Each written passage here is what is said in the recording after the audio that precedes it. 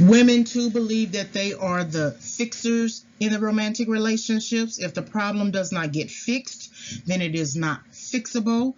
They equate solving house problems, cleaning, washing, ironing, as the equivalent to fixing a man. Women do not regard men as fixers and problem solvers, nor as possessing wisdom about how to fix and resolve. So this is a huge, huge problem for women. Huge. You will often hear women say to other women, girl, he was wearing some old plaid shirt and everything, and I told him to take it off. I mean, he need to start dressing like an adult, you know. Or you would hear them say, girl, I got him trained. I got him trained. I had to tell him something. I had to do whatever I had to do because, you know, he's in relationship with me now.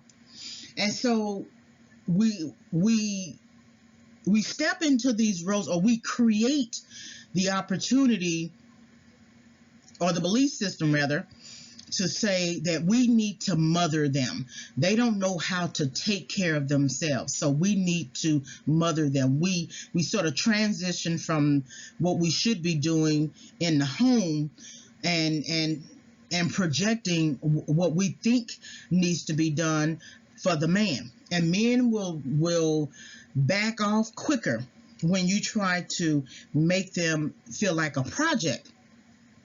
Another thing that women fail to understand is that men are actually truly fixers and problem solvers. That's what they do. They think rationally and logically about issues. They do not like to make emotional decisions because it messes with their ego. So you can yell and curse and throw things and get all loud and shake your neck and shake your and rest on one leg with your hands on your hip. They don't understand that. They don't read that. Honestly, they read it as you being disrespectful. However, I'm not going to get on that because I might get some people who don't really understand what I'm saying.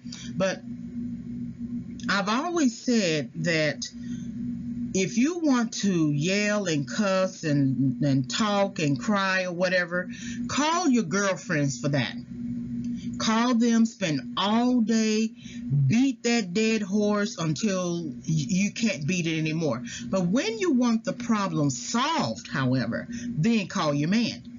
See, it's like the man, when you ask him to change the light bulb and he goes and gets his gear, he gets the uniform, he puts the uniform on, then he puts on the tool belt, then he gets the ladder, he positions it right just for safety, then he climbs the ladder and changes the light bulb. And you say to him, why do you have all of that gear on? You know, the uniform, the tool belt. It don't take all of that. But it actually does, because the man is coming from a viewpoint of systematic thinking, that when you change even a light bulb, you need to have on the right gear, the right dress, the right tools, the right ladder, right, to move you up. And so they're coming from it from a systematic understanding about how to fix and resolve problems. That's what they're doing.